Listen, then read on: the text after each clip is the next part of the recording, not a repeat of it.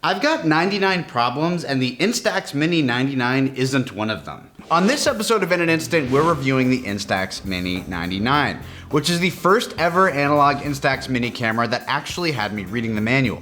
Why would I do that? Well, Fujifilm has added features, making this the most stacked non-digital Instax Mini camera they've ever produced. I think literally every language is represented in this manual, jeez. The kind of photography that would become part of the human being.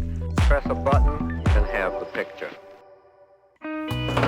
Welcome to In an Instant. My name is Ben, and my tummy is going dummy over what is the most legitimately surprising camera that Fujifilm has released in a minute. The Instax Mini 99 is a camera with multiple shooting modes, 3 flash settings, LED-driven lighting effects, which is totally out of pocket, an exposure compensation dial, and other stuff that I'd never even think to want, but now Father kind of likes. For those perhaps less acquainted with why these things might seem exciting to a human man in 2024, that is because Fuji has been releasing analog Instax Mini cameras for 26 friggin' years, a quarter of a century, and they've been almost universally very simple point-and-shoot cameras. That is with the exception of the Instax Mini 90, which came out over a decade ago and had by far the most features of any Instax brand camera at the time. So the 99 is sort of a sequel to that camera with some upgrades. The Mini 99 comes correct, despite Fuji transitioning a portion of their camera lineup into digital hybrid cameras like the Evo, which takes a digital picture and then prints the image, whereas the Mini 99 is an analog camera in which light directly hits film and an exposure is made, in the natural way. Though it fundamentally differs from the more expensive Evo, Fuji has taken some design cues from that camera and ported them back into the 99, where they belong. Physical dials allow you to adjust exposure compensation, so you can make photos brighter or darker. Another initially puzzling dial with weird combinations of letters I've never seen before are actually creative color effects, including faded green, warm tone, light blue, soft magenta, sepia, and light leak. Back to the manual, it really is a great read. It says warm tone provides, quote, a sense of warmth and emotion, while light blue creates a gentle, light, and refreshing atmosphere. These intoxicatingly calm notions are achieved via a built-in LED lighting system, which is absolutely one of the coolest things I've ever seen when opening a camera. It's like, these lights expose onto your film a split second after you hit the shutter. This is a very weird feature, and I like it. I like that it works in an analog way, and I like that Fuji even tried to do something this unusual. The effects are somehow subtle enough to be good. It's a tough balance that could have been absolutely hideous. When you look at the front of the lens, you see 60mm f/12.7, which is the same lens they've been using for years on mini cameras. But this one has 3 zones of focus instead of the typical 2, with a minimum focusing distance of 0.3 meters. For all you imperial measurement fanatics out there, that's just less than a foot. To be able to take super tight close-ups on a film so small is a significant creative asset. And the photos are very sharp, which is a look, though not my usual look on instant film. After you've rotated the focusing dial, which is what turns the camera on, by the way, you are confronted with another batshit feature that someone thought of under the influence of putting Instax film in their mouth. This switch toggles vignette mode, which physically brings in aperture-like blades which stop down into a circle, producing a practically achieved vignette on photos. Who thought to do that? I need their name and last known address. Beside the lens, you've got your shutter button for holding the camera in portrait orientation, and, well, there's a second shutter button for holding the camera in the landscape position, located inside the exposure comp dial.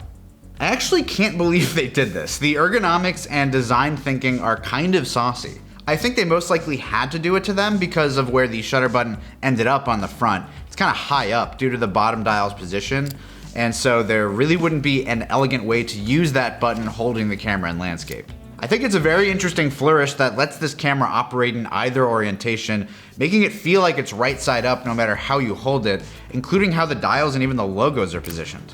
On the back of the camera, where you would drop the film door down for loading, there are more essentials.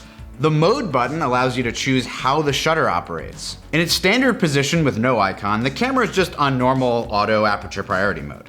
Indoor bakes in a slower shutter speed for the aptly titled Indoors, a location made famous by Bo Burnham. Sports mode takes you outside and ratchets up the shutter speed to freeze action. There's also a double exposure mode so you can be twinning, and a bulb mode for long exposures, with a 10-second limit. I'm not really sure why. Bulb mode is made practical thanks to the tripod thread mount on the Mini 99's derriere. That tripod mount is also useful for the self-timer, which who doesn't love one of those? And finally, there are your flash modes. You can turn the flash off with this camera, which might seem like a given, but most of the later Instax Mini cameras don't even have that option. Their flash remains on always, and they can kind of chill with that in my opinion. And it's nice to be able to shoot with natural light, where the shutter speed is doing some thinking for you. Though the narrow dynamic range of Instax film definitely requires finesse and won't work well in all situations. The viewfinder is a fairly simple optical rangefinder that doesn't have any LEDs or indications or anything. It's also kind of small, though seems to give a fairly solid reflection of framing.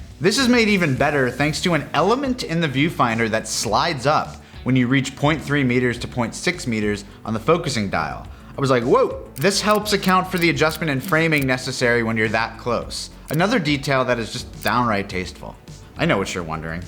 Does this thing take AAAs? Double A's, the extremely rare single A battery that no one talks about anymore? The truth about single A's is out there. Actually, it takes a unique rechargeable battery, like its forefather, the Instax Mini 90. Very, very respectful of its forefather. Okay, let's do pros and cons. Pros, features. I love being surprised by modern film cameras, and everything about the Mini 99 caught me off guard from the moment I opened the box, including all the features it has. Another pro would be exposure control. I like that I can shoot with the flash off and have various ways of controlling the shutter speed, from the compensation dial to the various shooting modes. And cons. Well, I don't really blame the camera for this. It didn't do anything bad to me, but it is an Instax Mini camera. Mini is a fun format, but I hope this is really laying down the groundwork for similar Instax Square cameras, or, dare I say it, an Instax Wide camera. If they made this thing an Instax Wide, who among us wouldn't feel better about the cold floating orb of planet Earth? And aperture. It's the thing they didn't really take a big swing on here. f12.7 is limiting in terms of lower light performance with the flash off, and it would have been nice if they could integrate a wider aperture like even f8 into these things.